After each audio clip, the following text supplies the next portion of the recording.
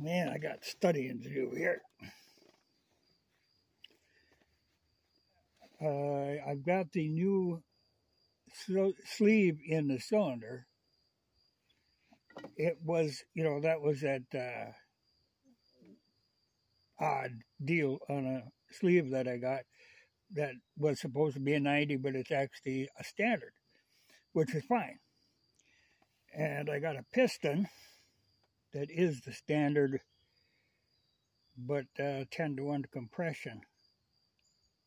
Factory they're 9-to-1. Up at the compression is a pretty good performance boost, so yeah, I'm going to go. But 10-to-1 is not too radical, as long as I can still get 9-to-1 octane. But I had at one time, I have run, 11-to-1?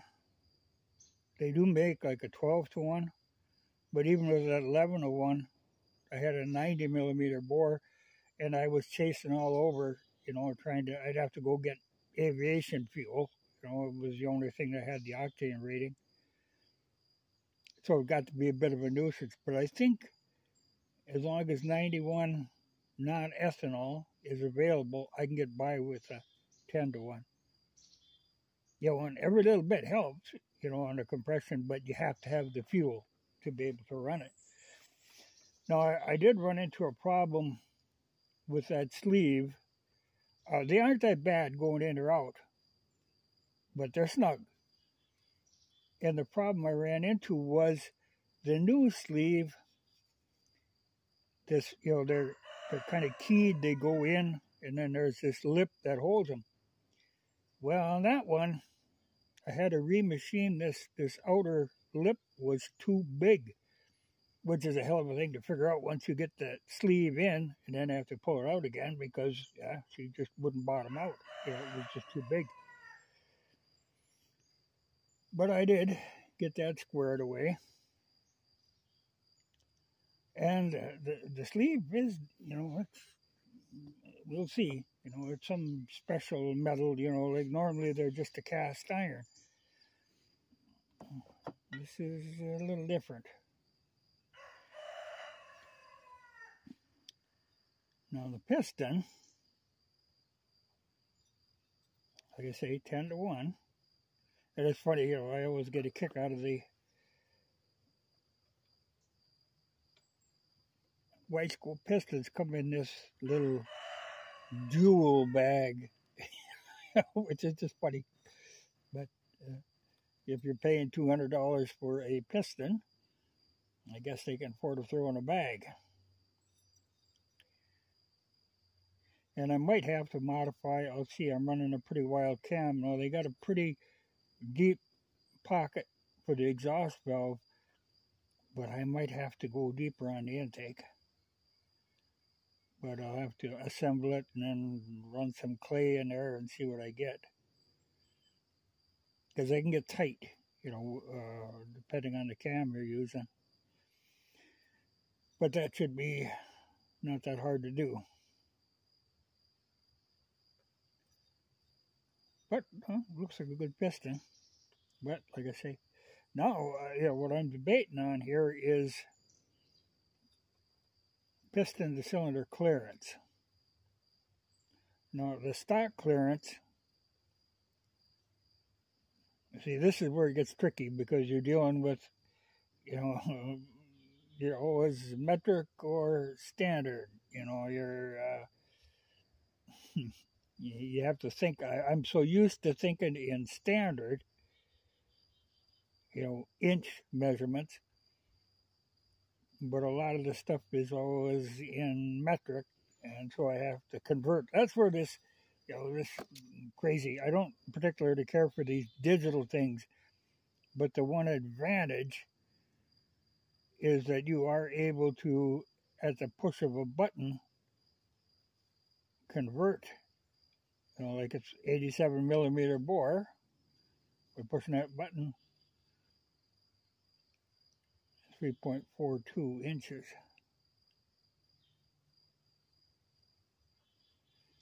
Otherwise, these things, they're they're not that accurate.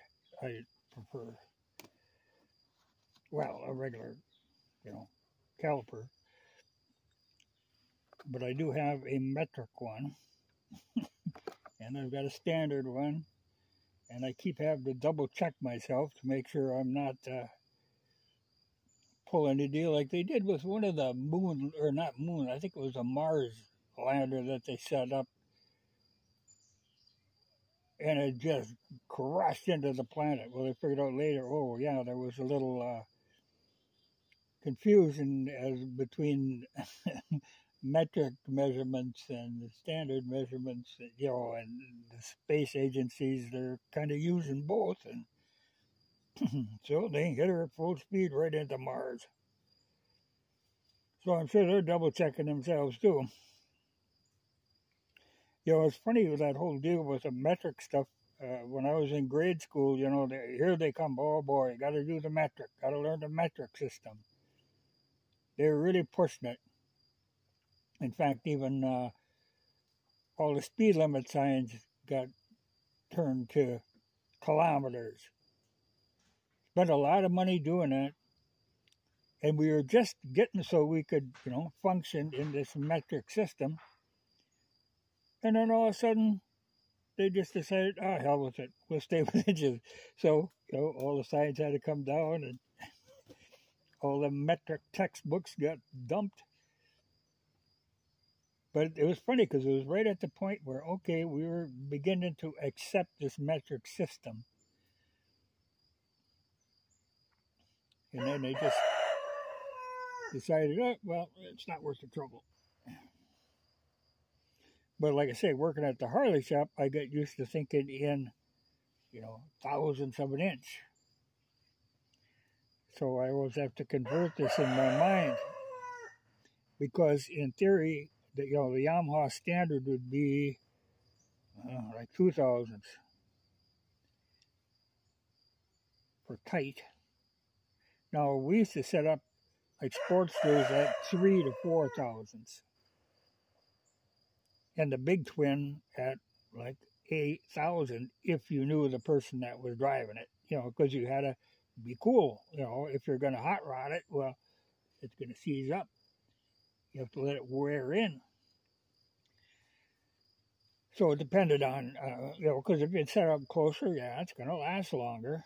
But you got to be thinking, hey, you should warm it up a little, you should kind of. But I'm really, like I did a 90 millimeter one time, and I set that up at 3,500ths.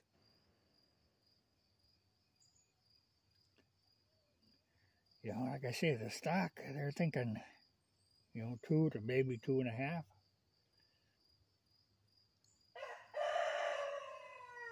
I'm thinking 2.5 to 3. Because this is going to be a bit of a hot rod.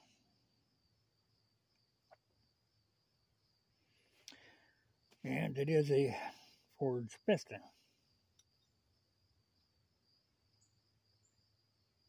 They're really not particularly clear, but it changes too. It's the bigger the bore, and So I kind of got to use my imagination on this. But I think I'm gonna be thinking 2.5 to 3 in that range.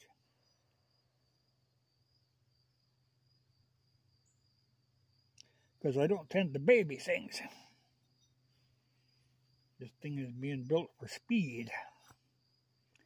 And the last thing you need is a seized up piston. And keep it in that bag, keep her clean.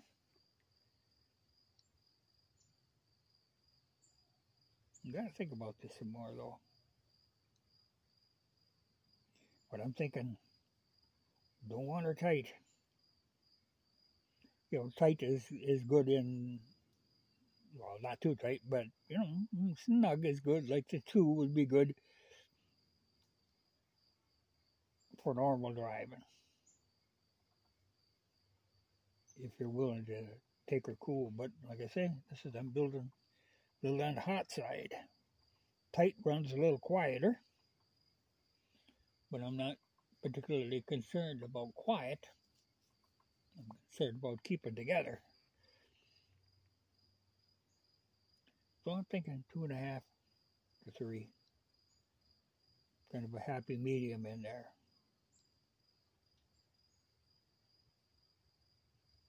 Well, for me, it's no big deal because, yeah, if I have a problem, well, I'll just tear it down again. You know, it isn't like this is a life or death. Got to drive it every day deal. This is my screwing around bike.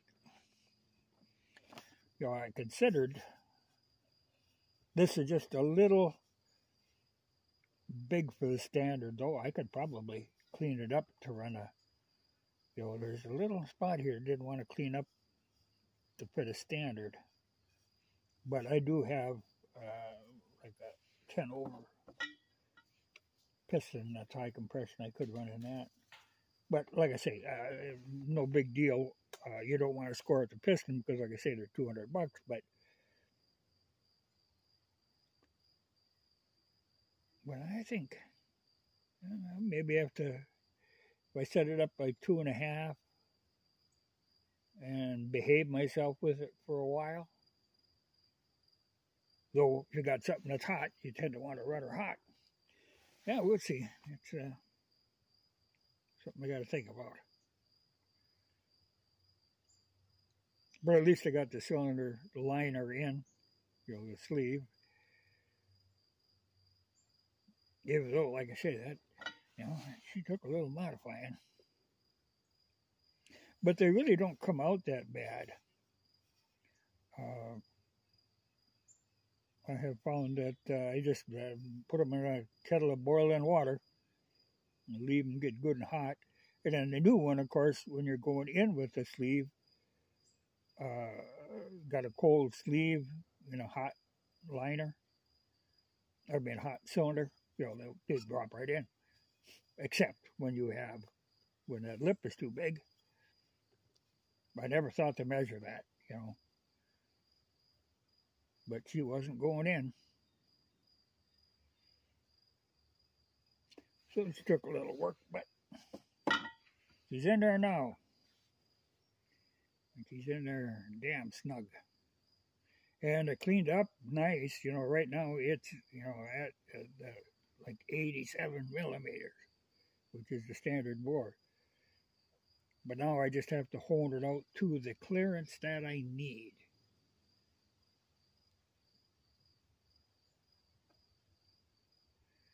So and I've got a regular 3-arm hone, but I wish this is one of them things, you know, we used to have a, I think it was Sonnen, big standing hone. Boy, that was a nice machine for getting a piston cylinder clearance exactly where you wanted it and perfectly concentric, you know. But for what I've got to go to make clearance, I can do that with this regular hone. I don't even own one of them ball hones, but they're kind of a joke.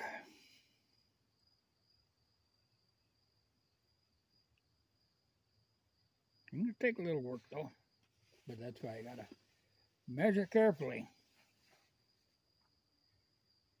and think carefully before I'll crash into Mars.